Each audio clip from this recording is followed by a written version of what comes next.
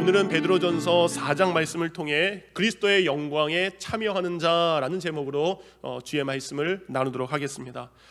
지난주 설교를 잘 들었나 한번 질문을 하겠습니다. 지난주에 베드로가 베드로전서의 기록 목적을 우리에게 말해주었죠. 그래서 베드로전서의 기록 목적을 알기 위해서 쉽게 여러분에게 한 여자 배우의 이름을 기억하라고 했습니다. 그 여자 배우의 이름이 뭐죠? 아싸, 고소영. 고소영이라는 배우의 이름을 기억하시면 됩니다.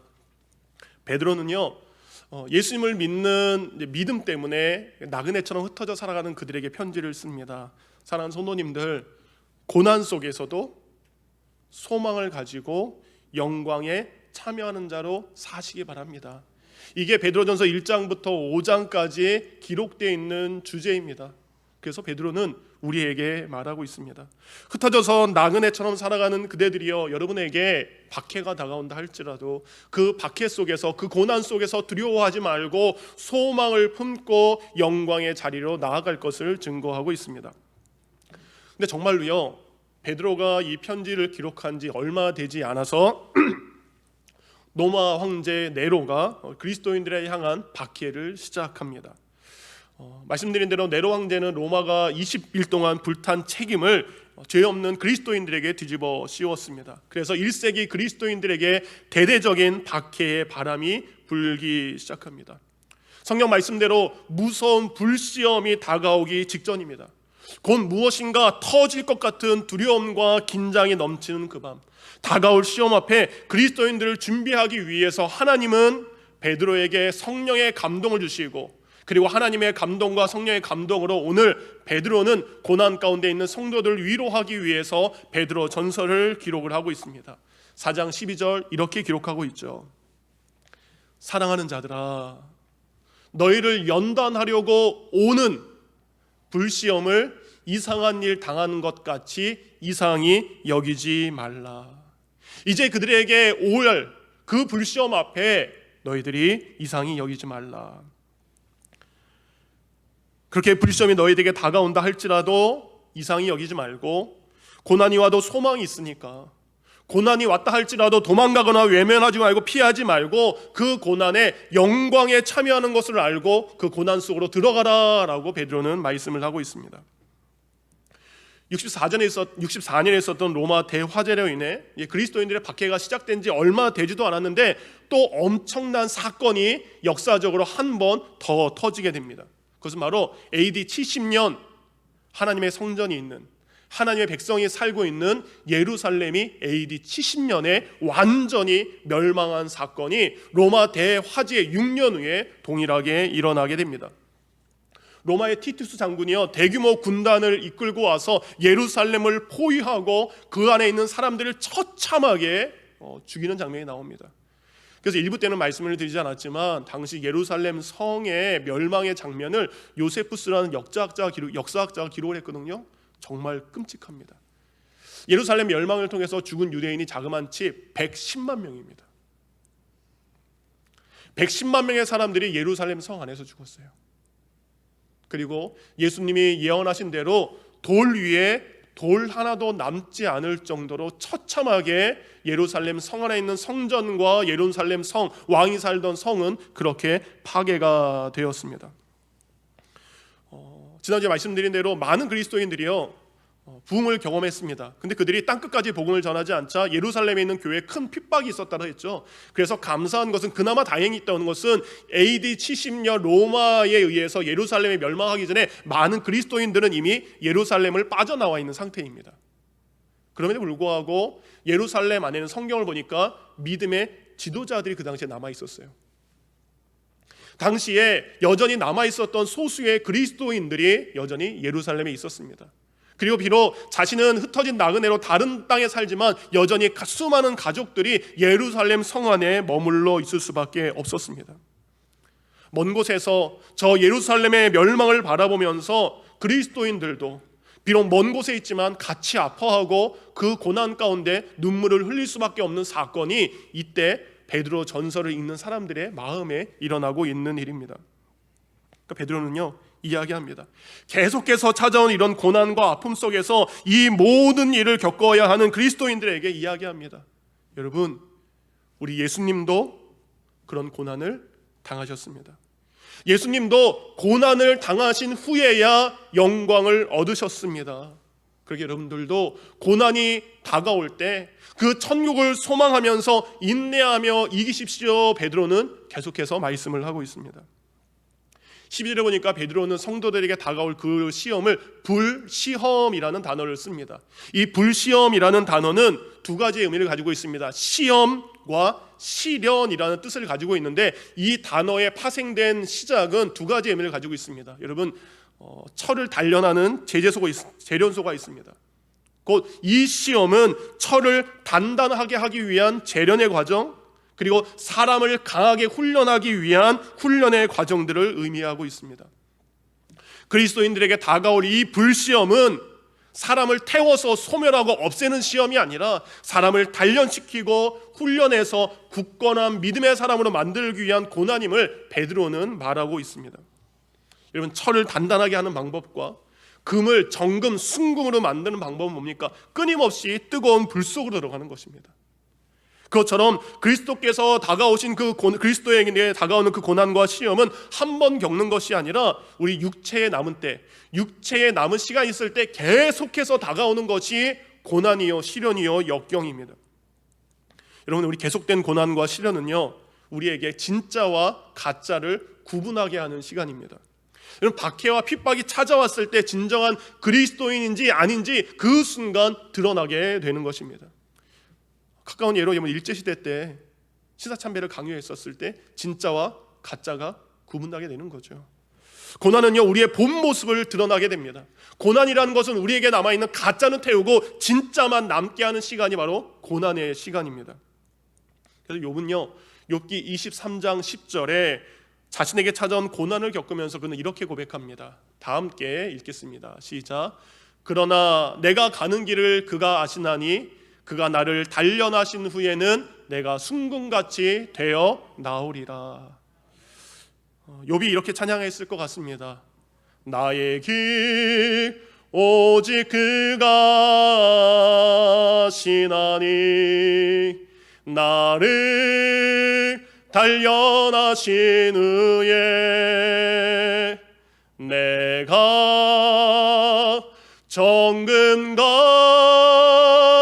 정금같이 나오리다. 욥은 고백합니다. 하나님, 내게 온 이 시련을 통해 나를 더 정금같이 만들게 하신 하나님을 찬양하고 있습니다. 그래서 베드로는요, 오늘 저희가 읽은 이 베드로전서 4장 본문에 이렇게 이야기하고 있습니다. 12절은요, 고난을 준비하라라는 말씀입니다. 13절과 14절은 고난 중에서도 즐거워하라라는 말씀입니다. 15절부터 18절까지는 고난을 통해 자기 자신의 모습을 한번 돌아보아라라는 의미입니다. 그리고 마지막 19절은 고난이 찾아와도 고난 중에서 자신을 여전히 하나님께 드려라라는 말씀을 베드로는 증거하고 있습니다. 베드로의 이 편지를 읽는 1차 수신자들은 1세기 그리스도인들입니다. 그런데 여러분, 그들에게는 이 내용이 맞는 이야기고 오늘 우리에게 2020년을 살아가는 우리에게는 다른 이야기일까? 아니라는 겁니다. 여러분, 고난은요, 1세기 그리스도인들만 겪고 끝난 것이 아니라는 사실입니다. 1세기 그리스도인이나 100년 전 우리의 믿음의 조상들이나 2020년을 살아가는 우리에게나 모든 사람에게 우리가 경건하게 믿음으로 살고자 했을 때 그 정도의 차이는 있지만 모든 그리스도인들에게는 반드시 고난이 있다라는 것이 성경의 진리의 말씀입니다. 근데 만약 내가 그리스도인입니다. 내가 하나님을 믿는 사람입니다. 그런데 내 생활 속에 지금 전혀 고난이나 희생이나 핍박이 없다면 우린 스스로에게 이런 질문을 해봐야 됩니다. 혹시 내가 지금 적당히 타협하면서 살고 있기 때문에 고난과 핍박이 없는 것은 아닌가? 믿으면 고난이 있어야 되는데 왜 나에게 고난이 없지? 아, 맞다. 나는 세상과 적당히 타협하고 세상이 적당히 좋은 건 좋은 거라고 하고 살고 있기 때문에 내게 고난이 없는 것은 아닌가? 근데 여러분, 이 질문을요, 저 스스로에게 한번 설교를 준비하는 제 자신에게 한번 해봤습니다. 그럼 조 목사, 그럼 너의 고난은 뭔데? 너는 나를 위해 어떤 고난을 받고 있네? 제가 제 스스로에게 한번 질문을 해보고 묵상을 해봤습니다.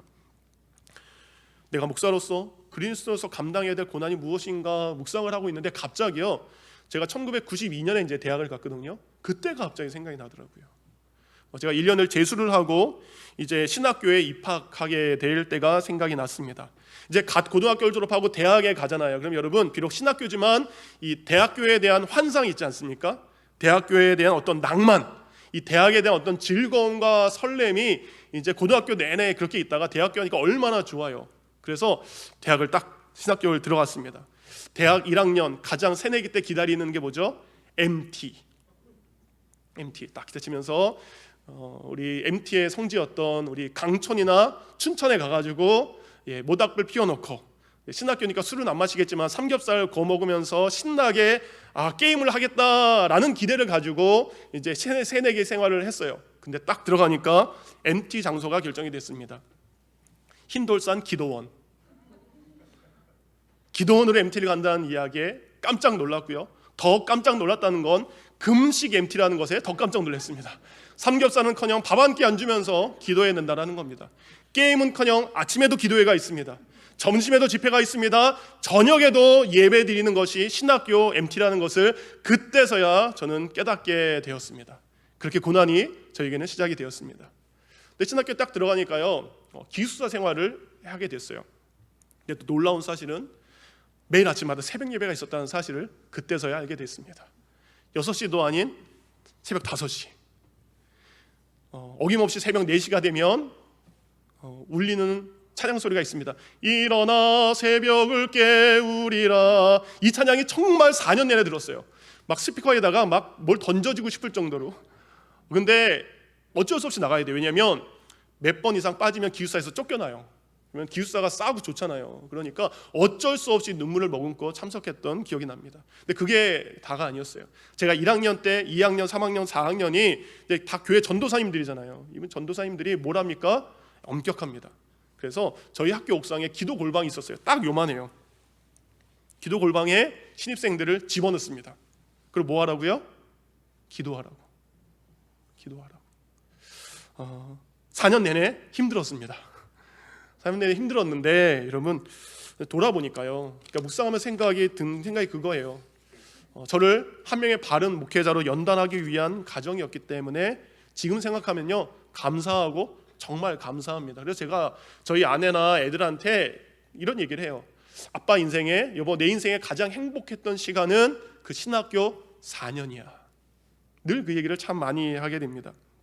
여러분, 지금도 제가 매일 새벽마다 나와서 기도할 수 있는 거, 그리고 저녁마다 이렇게 기도할 수 있는 것은 제가 그때 신학교 때 잘 훈련을 받았기 때문에, 그 고난에 함께 잘 훈련을 했기 때문에 라는 생각이 들 때가 참 많습니다.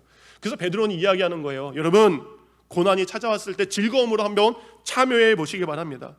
고난이 왔을 때 즐거움에 참여해야 될 이유는 그 고난이 언젠가는 여러분에게 감사로 바뀔 것입니다. 여러분의 그 고난이 언젠가는 기쁨으로 바뀌게 될 것이라고 그는 이야기합니다. 지난 10월 달부터 하나님께서 저를 어쩔 수 없이 기도할 수밖에 없는 상황으로 몰아가셨습니다. 코로나가 3월 달부터 시작되면서 이제 이전과 다르게 저에게 이제 목회적인 활동과 시간이 나오면서 개인적인 시간이 많이 남게 되죠. 그러니까 시간이 나면 더 기도해야 되는데 이전보다 더 간절하고 절박한 기도를 하지 못하는 저의 모습을 봅니다. 운동하려고 하루에 3시간씩 열심히 걷고 있는데 오히려 영적인 훈련에 있어서 게으르고 있는 저의 모습을 봅니다. 그러니까 하나님께서 제가 형식적인 기도에 빠져 있고 그리고 기도의 삶을 내려놓고 있었을 때 하나님께서는 저로 기도할 수밖에 없는 일들을 만드셨습니다. 갑자기 아프신 분들이 너무 많이 생겨났어요. 이분도 편찮으시고 저분도 재발하시고 저분도 이런 질병으로 고통을 당하십니다. 저 성도님들의 누가 돌아가시기도 하고 이 성도님의 사랑하는 분이 돌아가고 저 성도님의 가정에 아픔이 생깁니다. 어떤 집사님은 문제가 생겨서 이사를 가야 되나라고 고민하기도 하고, 어떤 집사님의 가정은 가족 간의 갈등이 너무 심각해져서 뿌리 깊이 그 갈등이 막 드러나는 것이 보이는 상황을 제 눈앞에 있게 해주셨어요. 그러니까 하나님께서 어떻게 해요? 그걸 보니까 저는 기도할 수밖에 없었습니다. 여러분, 매일 새벽에 나와서 새벽 예배 후에 기도하는 건 이제 기도의 습관이 있으니까 괜찮습니다. 그런데 여러분, 저도 매일 저녁에 교회에 와서 이렇게 무릎 꿇고 기도하는 것은 제게도 결단이 필요하고 제게도 힘든 일이 됩니다. 이게 사람이 그렇잖아요. 저녁에 저녁 먹고 편안하게 있다가 갑자기 또 옷을 입고 차를 운전해서 밖으로 나와서 또 이 앞에서 또 무릎 꿇고 1시간 기도한다는 것이 저에게 있어서도 쉬운 일이 아니라는 겁니다. 그럼에도 불구하고 하나님께서는 그거 가지고 부족해, 10월 달만 기도하게 했는데 11월 달에도 기도하게 하시고 12월 달에도 기도하게 하는데 12월 달에는 갑자기요 저에게 어느 분의 음성을 통해서 금식하면서 기도하죠라고 이야기하는 거예요.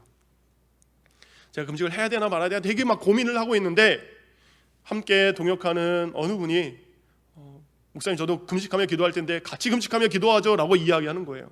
그래서 12월 달에는 금식까지 하면서 기도를 하게 되었습니다. 여러분, 그럼에도 불구하고요 쉽지 않지만 하나님께서 제가 그 기도의 자리를 지킬 수 있는 은혜를 부어주고 계십니다.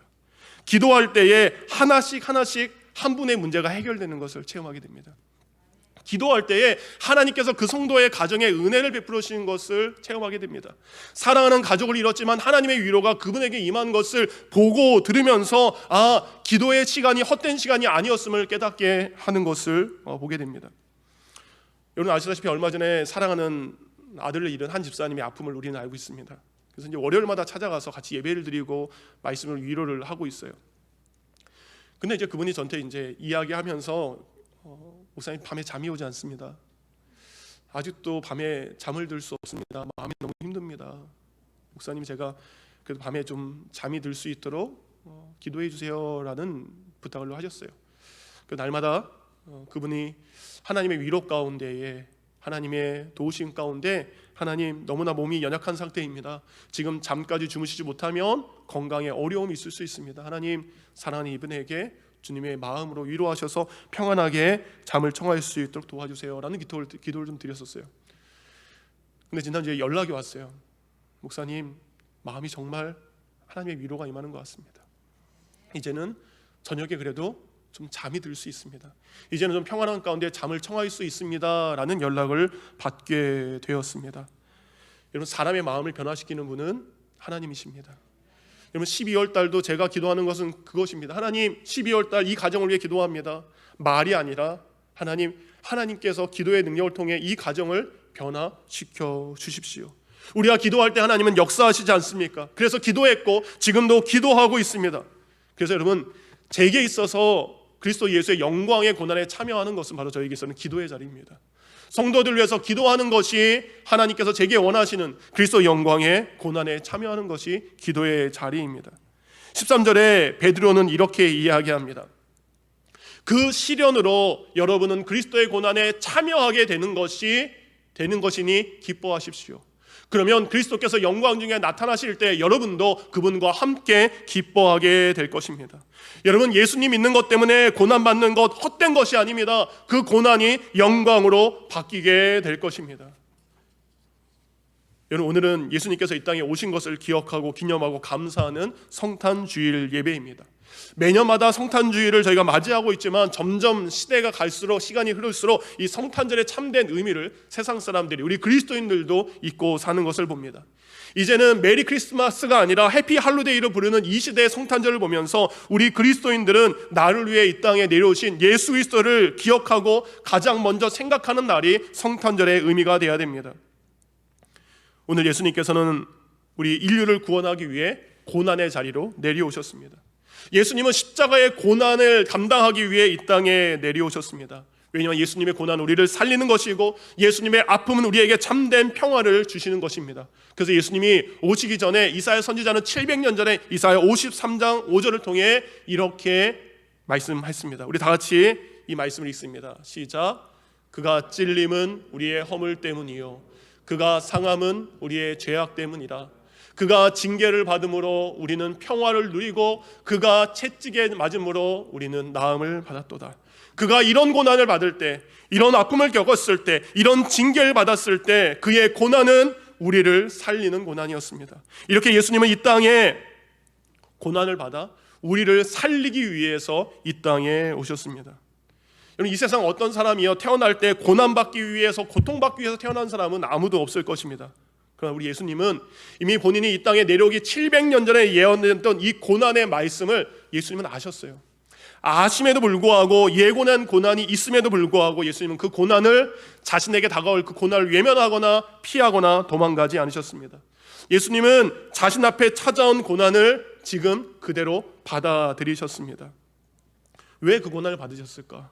그 이유는 예수님께서 이 땅에 겪으실 그 고난은요, 절망과 실패로 끝나는 것이 아닙니다. 죄인인 우리를 구원하기 위한 고난이요, 그리고 이 땅에 하나님의 영광을 가장 드높일 수 있는 가장 위대한 고난임을 예수님은 아셨기 때문입니다. 그래서 베드로는 이야기합니다. 그리스도께서 우리를 위한 고난을 받으심으로 하나님 앞에 영광 올려드렸던 것처럼 여러분, 이제 여러분에게도 시작된, 그리고 여러분에게 곧 시작될 그 고난 앞에 그것을 통해 여러분들도 하나님께 영광 올리시기 바랍니다. 이게 베드로의 말씀입니다. 예수께서 고난을 통해 하나님께 영광 올려드렸던 것처럼 우리 또한 고난에 동참하는 게 성탄절에 우리가 하나님 앞에 올려드려야 될 가장 큰 영광임을 우리가 깨닫기를 원합니다. 근데 여러분, 설교를 준비하면서 이런 생각이 들었습니다. 지금 고난에 동참하세요라고 말하는 이 사람이 누굽니까? 베드로입니다. 여러분, 베드로 어떤 사람인지 우리는 너무 잘 알고 있습니다. 예수님이 십자가에 달려 돌아가시기 전날 밤 예수님이 제자들을 모아놓고 이야기하죠. 너희들이 나 다 버릴 거다. 너희들이 나를 부인하고 나를 다 떠날 것이다 라고 말하는 시간이 있었어요. 그 말을 듣자 베드로가 이렇게 이야기합니다. 마태복음 26장 33절입니다.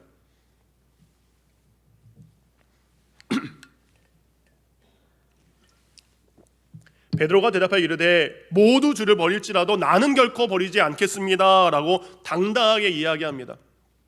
그렇게 당당하게 얘기하는 베드로에게 예수님이 이렇게 얘기하셨죠. 마태복음 26장 34절입니다. 예수께서 이르시되 내가 진실로 내게 이르노니 오늘 밤 닭 울기 전에 내가 3번 나를 부인하리라.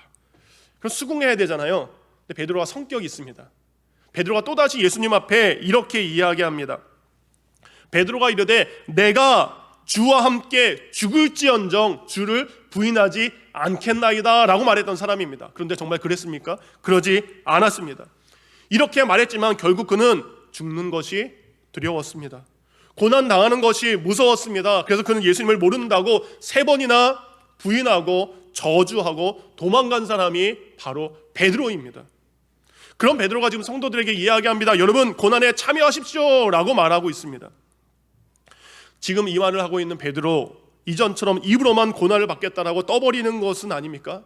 당연히 아닌 거죠. 베드로는요, 먼저 부활하신 예수 그리스도를 만납니다. 그리고 오순절 마가의 다락방에서 성령의 은혜를 체험하게 됩니다. 예수 그리스도를 만난 그가, 성령의 임재를 체험한 그는 이제 말이 아니라 행함으로 당당하게 예수 그리스도의 고난에 동참하는 자의 모습을 보이게 됩니다. 사도행전 2장을 보면 베드로의 설교가 나옵니다. 여러분, 예전에는요, 어린 여자아이 계집종 앞에서도 나 예수님 몰라, 그 예수님을 부인했던 베드로가요, 이제 예수님을 십자가에 못 박은 그 사람들 앞에서 하나님의 말씀을 담대하게 전하는 자가 됩니다. 사도행전 2장 36절, 그는 이렇게 이야기합니다. 너희가 십자가에 못 박은 이 예수를 하나님이 주와 그리스도가 되게 하셨느니라. 당당하게 이야기합니다. 너희들이 죽인 예수 그리스도는 살아나셨다. 당신이 죽인 예수가 주다. 네가 죽인 그 예수가 그리스도다라고 죽인 사람들 앞에서 당당하게 이야기하고 있는 거예요. 그가 그렇게 설교할 수 있었던 것은 베드로는 고난이 두려운 것이 아니라 고난보다 하나님의 영광이 먼저라는 것을 알았습니다. 자신도 그리스도 예수에 동참해야 된다는 것을 그는 깨달았습니다. 고난은 두려워하지 않는 베드로에게 말씀의 능력으로 나타나기 시작합니다. 사도행전 2장 37절, 베드로가 이런 설교를 했을 때 사람들의 반응입니다. 그들이 이 말을 듣고 마음에 찔려 베드로와 다른 사도들에게 물어 이르되 형제들아 우리가 어찌할꼬 하거늘. 베드로가 고난 가운데 무서워하지 않고 당당하게 설교했을 때 사람들의 회개의 심령이 열리게 됩니다. 사도행전 10장 44절입니다. 베드로가 이 말을 할 때에 성령이 말씀 듣는 모든 사람에게 내려오니라. 아멘. 여러분, 복음을 두려워하지 않고 고난을 무서워하지 않는 베드로가 말씀을 전했을 때 사람들이 변화되기 시작합니다. 성령의 능력이 나타나기 시작합니다. 곧 베드로가 예수님을 따라 복음을 위한 십자가의 고난을 선택하고 그 십자가의 길을 걸어갔을 때 도망자 베드로, 비겁한 베드로가 아니라 이제는 능력 있는 사도로 변화된 것을 성경은 기록하고 있습니다. 베드로는 그전에는 몰랐습니다. 복음을 전했던 예수 그리스도의 삶을 모르다가 이제는 고난을 무릅쓰고 복음을 전했을 때 이 땅에 오신 예수 그리스도의 마음을 알게 됩니다. 아무도 몰랐던 십자가를 홀로 지셨던 예수 그리스도의 마음을 이제 베드로도 조금 알게 된 것입니다. 베드로는 깨닫게 된 것입니다. 무엇을 깨닫게 됩니까? 믿음이라는 것은 영광이 먼저 아니라 고난이 먼저라는 겁니다. 여러분, 십자가의 부활은 십자가 뒤에 따오르는 것입니다. 우리가 고난을 받아야 고난 뒤에 하나님의 영광이 있다는 것을 그는 깨닫게 된 것입니다. 그래서 베드로전서 2장 21절에 베드로가 이렇게 고백합니다. 이를 위하여 너희가 부르심을 받았으니 그리스도도 너희를 위하여 고난을 받으사 너희에게 본을 끼쳐 그 자취를 따라오게 하려 하셨느니라. 그리스도가 고난을 위해 부름받은 것처럼 우리도 고난을 위해 부름받아서 그 길을 따라서 가는 것, 예수 그리스도의 고난의 발자취를 따라가기 위해서 우리를 부르신 것입니다. 여러분을 부르신 이유는 이 땅에서 잘 먹고 행복하게 살아라 그것이 아니라 예수 그리스도의 고난의 길을 따라갔던 것처럼 우리도 그 고난의 발자취를 따라가기 위함입니다. 바울도요, 빌립보서 1장 29절에 이렇게 이야기합니다. 이 말씀은 함께 읽겠습니다. 시작. 그리스도를 위하여 너희에게 은혜를 주신 것은 다만 믿을 뿐 아니라 또한 그를 위하여 고난도 받게 하려 하심이라. 우리가 믿는 것은요, 우리가 구원받은 것은 은혜만을 주시기 위한 것이 아니라 우리가 그를 믿을 뿐만 아니라 그를 위하여 고난을 받게 하기 위해서 우리를 부르셨다는 겁니다. 사랑하는 성도님들, 하나님께서 여러분을 구원하시고 은혜를 주신 것처럼 동일하게 고난도 주셨음을 받아들이시기 바랍니다. 그렇다면 사랑하는 성도님들, 우리가 믿는 자라면 언제든지 고난에 동참할 수 있는 마음의 결단이 있었으면 좋겠습니다. 여러분, 고난받는 것은 부끄러운 것이 아닙니다. 16절에 이렇게 이야기하죠. 그리스도인으로 고난을 받으면 부끄러워하지 말고 도리어 그 이름으로 하나님께 영광을 돌리시기 바랍니다. 살다가 세상 사람들은 저 사람 왜 저래, 왜 저런 아픔과 어려움이 있어, 왜 저래 라고 말하는 일이지만 우리는 반대입니다. 하나님, 나에게 이런 일이 있습니다. 이런 일을 통해 나는 하나님께 영광 올려드립니다. 고난은 부끄러운 것이 아니라 영광스러운 것을 알기에 우리는 고난을 자랑스러운 것으로 바꿔야 됩니다. 여러분, 십자가가요 2000년 전에는 가장 부끄러운 고난이었습니다. 십자가가 2000년 전에는 저주받는 고난이었습니다. 그런데 여러분, 지금 우리에게 십자가는 영광이요, 십자가는 가장 영광스러운 하나님의 은혜인 것을 우리는 알고 있습니다. 우리의 거룩한 고민이 있기를 원합니다. 내가 지금 예수 그리스도의 영광에 참여하기 위해서 내가 감당해야 될 고난은 무엇인가? 여러분, 내가 믿는 사람으로서 나의 삶의 터전에 감당해야 될 고난이 여러분 무엇입니까? 내가 믿음을 가진 부모로서 자녀들 앞에 감당해야 될 믿음의 고난은 무엇입니까? 우리가 자녀들과 어느 순간부터 싸우기 싫어질 때가 있어요. 믿음 때문에 싸우는 일이 있어야 되는데 아이들이 머리가 크다 보니까 말하는 거 잘 안 듣잖아요. 그러니까 알아서 잘 믿겠지, 알아서 나중에 교회 다니겠지, 알아서 신앙생활 잘하겠지, 우리는 자녀들과 다투지 못합니다. 괜히 불편한 관계가 될 것 같아서. 근데 우리가 믿음을 가진 부모라면 때로는 자녀들과 어떤 갈등이 있다 할지라도 그들에게 그리스도의 복음을 온전하게 전하는 것, 그것이 우리의 사명이 되어야 될 줄 믿습니다. 다른 이들을 위한 고난의 기도 우리가 동참해야 됩니다. 다른 이들을 위한 희생과 섬김의 고난 우리가 동참해야 됩니다. 교회와 선교지와 어려운 이들을 위한 나눔의 고난, 여러분, 고난의 종류와 방법은 다 다르지만 여러분, 그것을 선택하시고 그것을 실천하시는 귀한 믿음의 성도가 되기를 원합니다. 왜냐하면 여러분, 믿음 때문에 고난하는 성도들에게 주시는 하나님의 놀라운 복을 14절에 이렇게 말하고 있습니다. 함께 14절 있습니다. 시작. 여러분이 그리스도의 이름 탓에 시련을 겪고 모욕을 당한다면 참으로 여러분은 복 있는 사람입니다. 영광의 영, 곧 하나님의 영광스러운 성령이 여러분 마음에 머물러 계시기 때문입니다. 아멘. 베드로는 이야기합니다. 예수님 때문에, 그리고 예수 그리스도를 믿는 그리스도인이라는 그 이름 때문에 여러분에게 모욕을 당한다 할지라도, 여러분이 시련을 당한다 할지라도 여러분, 그것은 진짜는 복이 되는 일입니다. 왜냐하면 그렇게 고난당하는 이들에게 하나님의 성령이 그 위에 함께 머물러 계시기 때문입니다. 고난은요, 우리로 하여금 복을 받게 하는 통로가 됩니다. 고난은 우리로 하여금 성령이 내 위에 머물게 하시는 은혜가 됨을 잊지 마시기 바랍니다. 그러기에 하나님의 뜻대로 살기 위한 고난을 두려워하지 않고 우리의 삶의 모든 것이 그리스도 예수의 고난에 동참하는 자로 살아가는 저와 여러분이 되기를 원합니다. 말씀의 결론입니다. 여러분, 기네스북에요, 어떤 한 사람이 크리스마스 카드를 가장 많이 보낸 사람이 있습니다. 미국 사람이더라고요. 샌프란시스코에 사는 워너 에어하드라는 사람이에요. 이 사람이 자그마치 성탄절 카드를요 62,826장을 보냈다라고 합니다. 지금은 훨씬 더 많이 보냈겠죠. 거의 7만 장에 가까운 카드를 보내기 위한 시간, 돈, 노력들 정말 대단한 거죠. 그런데 여러분, 이보다 더 많은 사람들에게 성탄 카드를 보낸 분이 계십니다. 그분은 지난 2000년이 넘도록 끊임없이 성탄절의 참된 의미를 우리에게 알려주시고 우리에게 전하고 계십니다. 그분은 친히 성탄절 카드의 원본이 되셔서 우리의 구원의 소식을 증거하고 계십니다. 그분은 바로 예수 그리스도이십니다. 지금도 예수 그리스도의 구원의 복음은, 예수 그리스도의 고난의 십자가의 복음은 전 세계 수많은 나라의 언어와 그리고 민족들에게, 수십억의 사람들에게 복음이 증거되고 있습니다. 우리가 성탄절이 되면 여러분 카드 전하시죠. 요즘에는 이제 카드 보내는 것보다 이제 카톡으로, SNS로 하는 경우가 많죠. 올해는 좀 다르게 했으면 좋겠습니다. 그냥 다른 사람이 만들어낸 이미지 하나 딱 카피해가지고 딱 보내는 게 아니라, 물론 그것도 감사하죠. 여러분, 누군가에게 성탄 메시지를 보낼 때 이번에는 좀 특이하게 보냈으면 좋겠습니다. 여러분, 그분의 이름을 적으시기 바랍니다. 받는 사람이 알아요. 누군가가 카피해가지고 그냥 보내는 거 알고, 그렇죠 여러분? 누군가의 이름을 적으시기 바랍니다. 그리고 그분에게 성탄절의 참된 의미를 적어서 그분에게 성탄의 메시지를 전했으면 좋겠습니다. 이번에 보낸 성탄 메시지는 그냥 안부만 묻는 것이 아니라, 새해에도 카드 보내면 안부만 묻는 것이 아니라 예수 그리스도의 오심을 적으시기 바랍니다.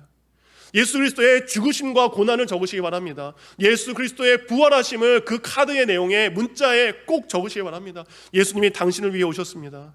예수님이 당신을 위해 사셨습니다. 예수님이 당신을 위해 너무나 사랑하셨습니다 라는 메시지를 담아서 보냈으면 좋겠습니다. 이렇게 우리가 예수 그리스도의 이름이 온 땅에 울려 퍼지게 하기를 원합니다.